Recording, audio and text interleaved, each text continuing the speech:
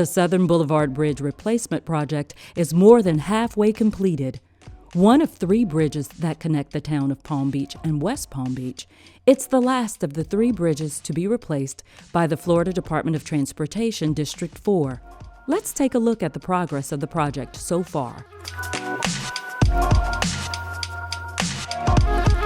Most of the intermediate piers for the western approach have been completed for the new movable bridge, which will be a bascule bridge.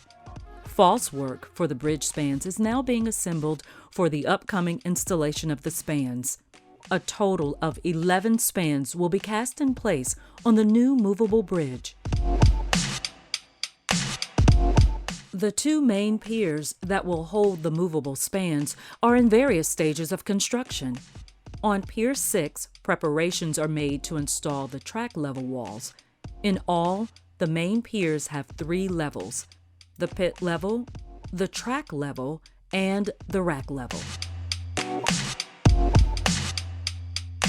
Construction crews are hard at work on the eastern approach of the movable bridge. Drill shafts are being installed to form the eastern foundations.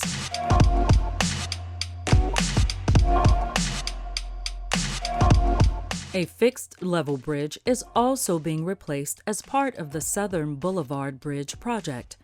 The tide relief bridge over the Lake Worth Lagoon is being built in phases.